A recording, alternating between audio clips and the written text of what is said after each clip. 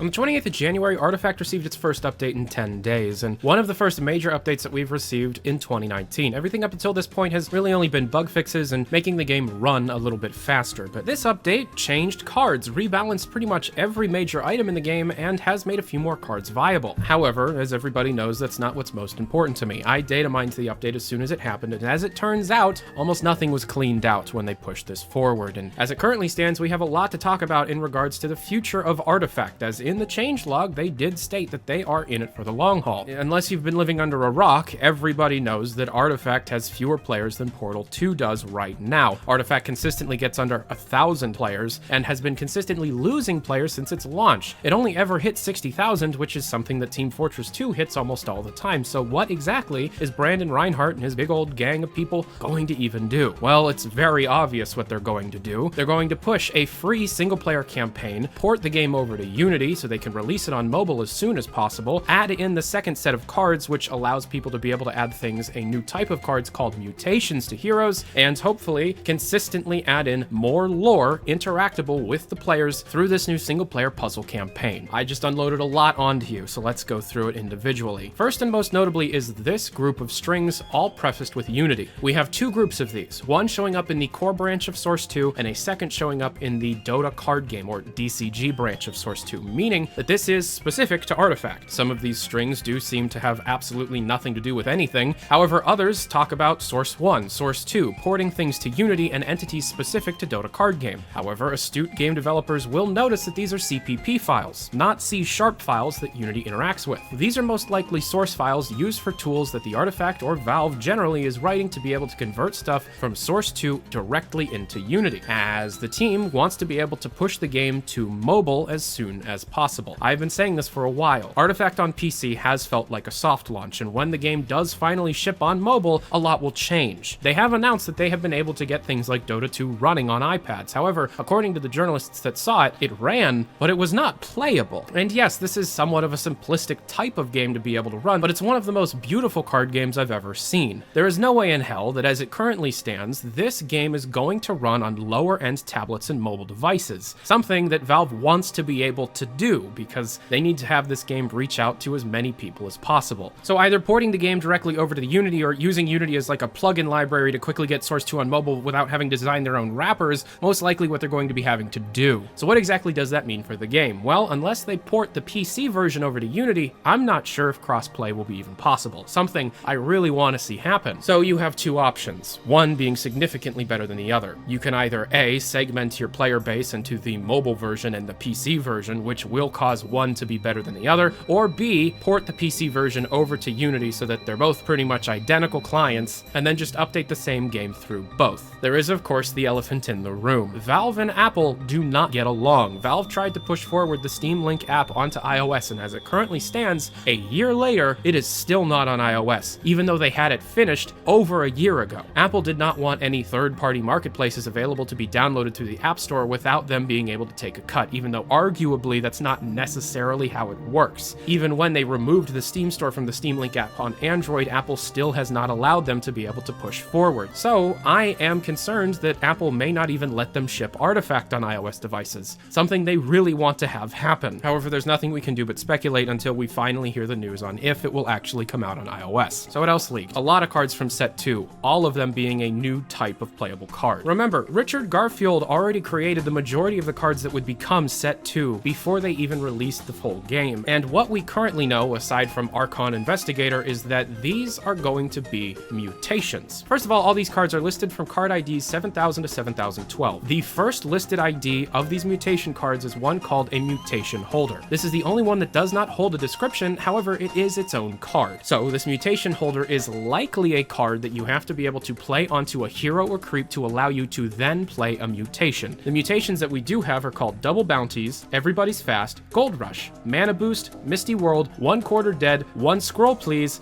and The Factory, each with their own game-changing abilities. Mutations across the board are incredibly beneficial to the player who plays them, aside from the one called One Quarter Dead, where all the towers and all the ancients on both sides have -10 health. So these seem like incredibly expensive extra items you can attach onto a specific hero or creep, or maybe to the board itself, in order to be able to change how the rules are playing working out. Mutations are also seeded in the API, which means somebody clever enough may be able to modify the base 64 code used to be able to transfer decks across games to include these unreleased cards. I've been working on it and have been unable thus far to do it, but remember, these cards have IDs 7000 to 7012. We also have new rule changes that are either going to be optional or change the game altogether, including, quote, DCG start game with can deploy heroes from hand. Drawing hero cards from a deck and playing them directly through your hand as if they are any other card will completely change the game and would probably make it faster. However, this is likely not going to change the entirety of the game, and instead will be introducing new types of game rules and game modes for people to be able to customize the rule sets. You also have quite a few references to artifact-specific achievements. We first heard about this back in December, however, the strings that we do have specific to achievements seem to have an enormous experience bonus for your own character's progression. You also have references to card set 0, 1, and the future card set 2,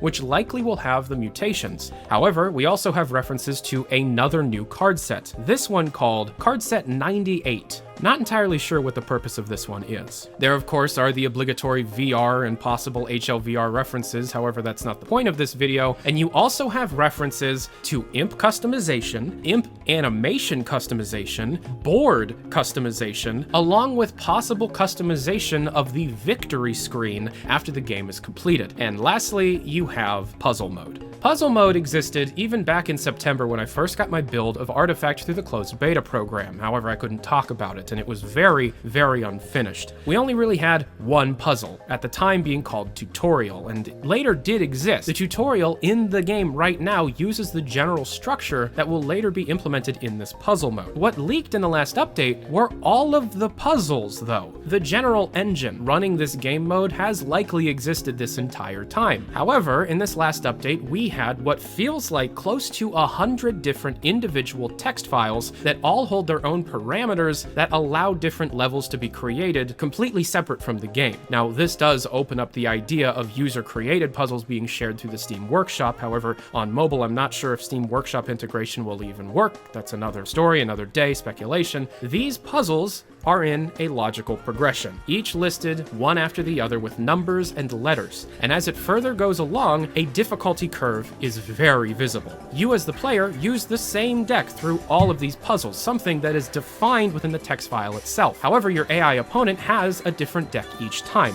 Not only that, but the amount of mana you gain each turn, the amount of cards you start with and gain each turn, the number of heroes deployed at any given time, including some heroes not being deployable for over 2 to 3 turns, and every single other possibly customizable aspect of the game has complete control given to the creators of these puzzles, to the extent where the developers of the puzzles can actually dictate what cards are played on what turn, what cards will be played in response to other cards, and create this game mode where a specific set of actions needs to be acted in order to be able to solve the puzzle. Not only that, but according to the lore master of Artifact herself, Angermania Productions, the cards that were chosen specifically for the opponents seems to line up with the deep lore of Artifact, leading many people, especially me, to believe that this is a single-player story-driven campaign that will be added into Artifact that has lore read out to you before the game starts, and the different coordinations and orientations of cards that you play throughout this game mode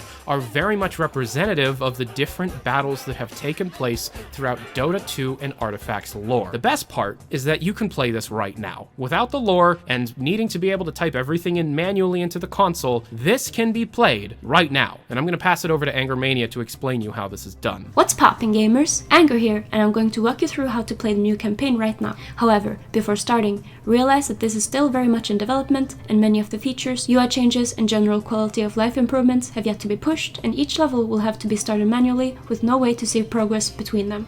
Step 1. Reinstall Artifact. This is technically optional, depending on how much you have modified your files. However, there are reports of consistent crashes that are fixed by a simple reinstall. Step 2.